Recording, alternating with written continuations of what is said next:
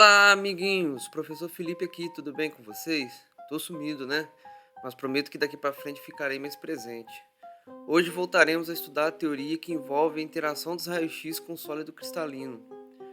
Vimos em vídeos passados que os raios-x são espalhados por uma amostra cristalina porque o tamanho dos átomos e o arranjo atômico molecular em si são da mesma ordem de grandeza do comprimento de onda dos raios-x. Mas fica a pergunta: o que é difração e como a observamos? A difração é a capacidade que uma onda tem de contornar fendas ou obstáculos, ou seja, a difração é um fenômeno ondulatório.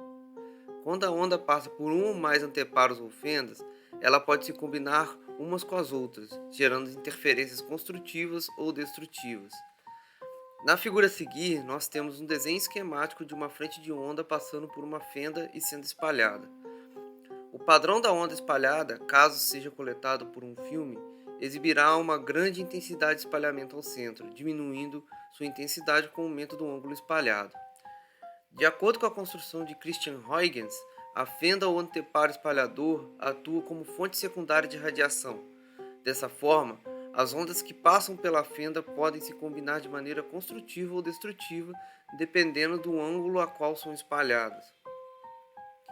Quando a onda é espalhada com ângulo zero, as consecutivas ondas espalhadas permanecem na mesma fase e a combinação construtiva resultante tem amplitude máxima.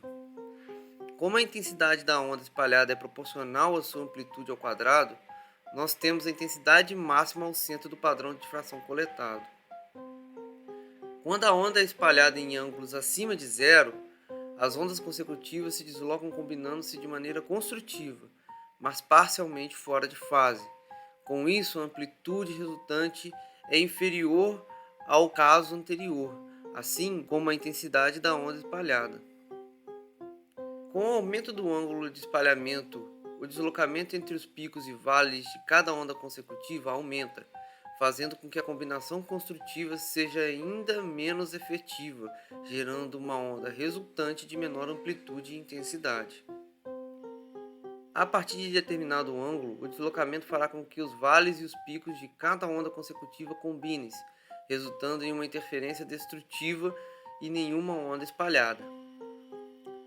Dessa forma, teremos como padrão para qualquer onda espalhada que quanto maior o ângulo de espalhamento, menor a intensidade, tendo o máximo de intensidade com espalhamento em ângulo zero. Quando há várias fendas, as ondas espalhadas por cada uma também se combinam, possibilitando a formação de um padrão de difração que está diretamente relacionado ao arranjo das fendas, seu tamanho e a distância entre elas. Sim, há uma reciprocidade entre o tamanho das fendas e o ângulo de espalhamento, que depende também do comprimento de onda da radiação.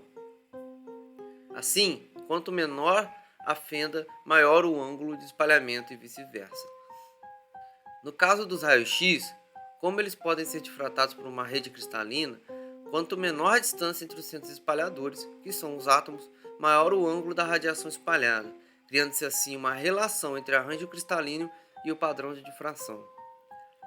Ou espaço real, representado pela rede que espalha os raios-x, e espaço recíproco, representado pela relação de intensidades espalhadas no padrão de difração coletado.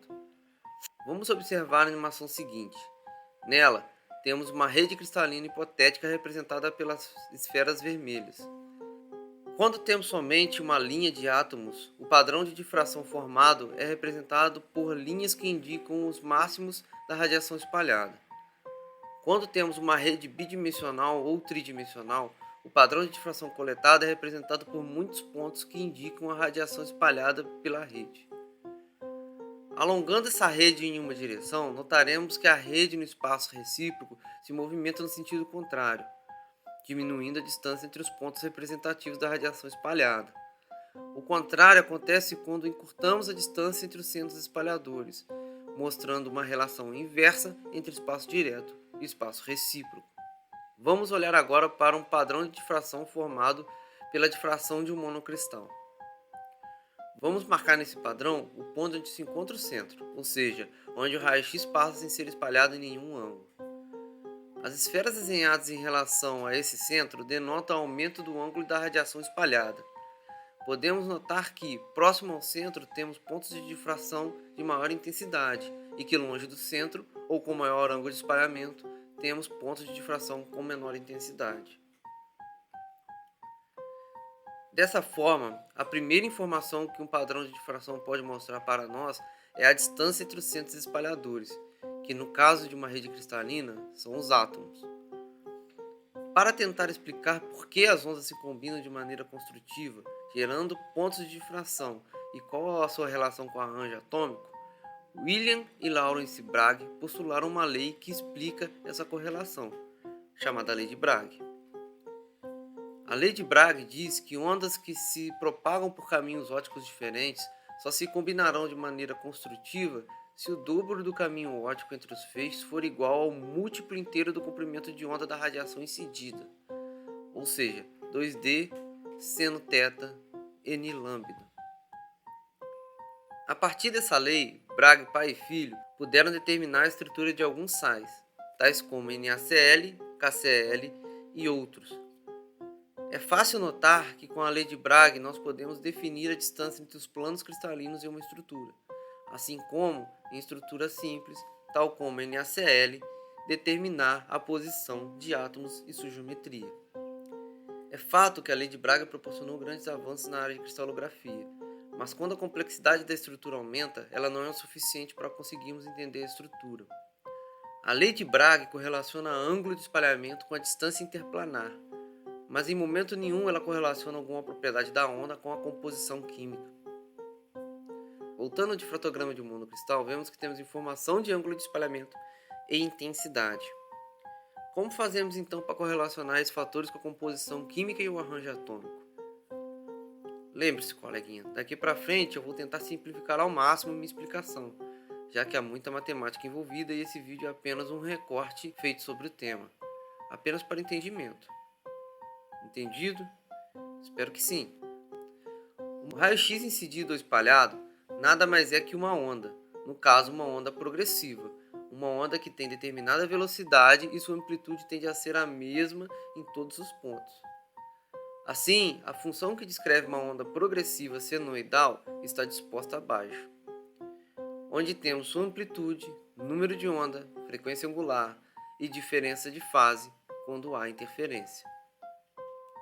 Quando uma frente de onda, no caso raio-x, chega a um elétron, ela é espalhada, sendo o elétron uma fonte de radiação secundária. O processo gera duas diferenças de fase entre a onda incidida e a espalhada. A primeira é relativa ao deslocamento da onda do centro espalhador até o momento em que ela é coletada em P. E a segunda vem do próprio processo de difração, já que como a onda espalhada provém de uma emissão secundária, ela sofre um atraso em relação à onda incidida. Lembre-se, o raio-x é uma onda progressiva, mas a partir do momento em que ela é espalhada, ela perde a amplitude e a intensidade com o deslocamento. Tendo a distância OP igual a R, teremos que a diferença de fase relacionada ao deslocamento será menos 2π r sobre lambda.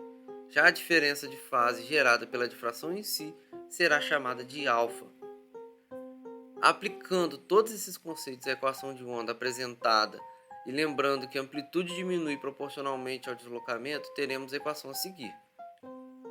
Como a intensidade de uma onda está relacionada ao quadrado da amplitude, como já vimos, temos que a intensidade espalhada I 2θ será... Com a introdução de mais um elétron, surge mais uma diferença de fase, mas agora relacionada à diferença de caminho óptico entre dois elétrons, sabendo assim que essa diferença de fase é representada pela equação a seguir. Teremos assim o surgimento do vetor de espalhamento, a partir do vetor representativo da radiação incidida e espalhada. Dessa forma, para um elétron, temos a equação já representada. Para dois elétrons, teremos que adicionar mais um termo, que rearranjando fica dessa forma. Por que ampliamos o problema para dois elétrons? Lembre-se, o átomo tem vários elétrons, e o raio-x, ao ser espalhado por eles, sofre interferência do caminho óptico entre eles. Assim, o espalhamento por uma amostra real é ainda mais complicado. Logo chegaremos lá. Voltando à equação, O segundo termo é relacionado à diferença de fase já demonstrada anteriormente, e o terceiro está relacionado à diferença de caminho óptico entre os elétrons. Essa diferença de fase interfere na amplitude da onda? Sim, por esse fato, quando mudamos o número de elétrons de um centro espalhador, como quando mudamos a composição química, mudaremos a amplitude e, consequentemente, a intensidade da onda espalhada. Estão entendendo? A intensidade espalhada está diretamente ligada à quantidade de elétrons de cada átomo. Separando somente os termos que interferem na amplitude da onda espalhada e chamando ela de π2, teremos a equação para 2 elétrons e para n elétrons iguais.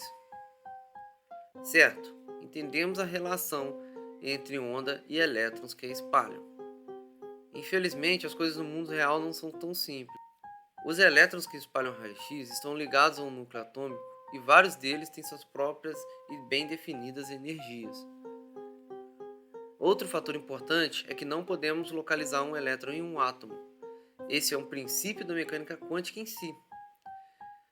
Somente podemos definir uma região de densidade de probabilidade. Dessa forma, a função de onda espalhada ao quadrado será definida como a densidade eletrônica. Tal como na figura ao lado, vamos considerar o espalhamento por elétrons em uma pequena fração de volume e descrever a amplitude dessa onda espalhada de acordo com as coordenadas polares, sendo CS apenas uma fração da amplitude em relação a um volume determinado.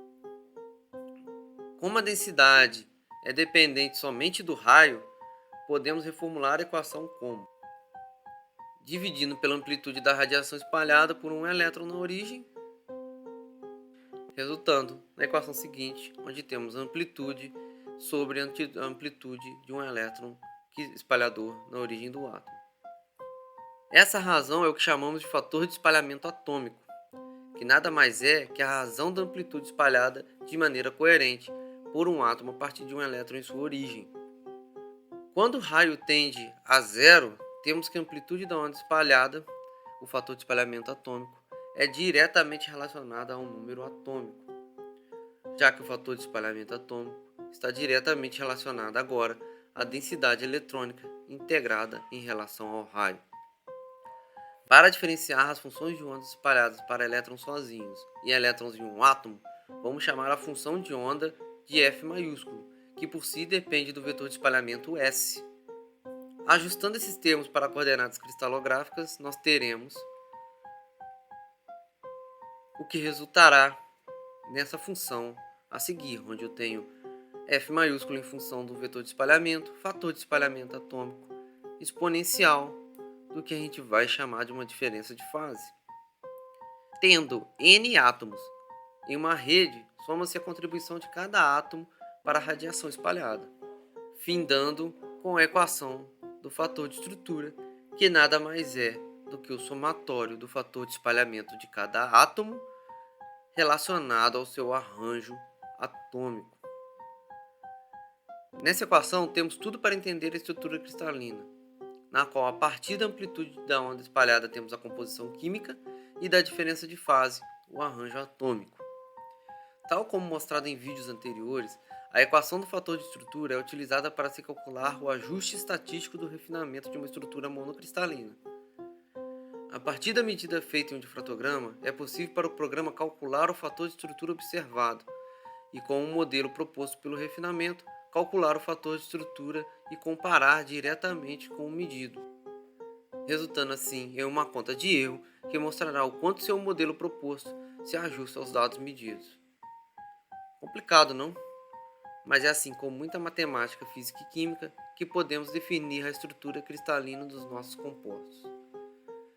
Por hoje é tudo, pessoal. Quem ainda estiver vivo no final desse vídeo, basta curtir e compartilhar. Até mais!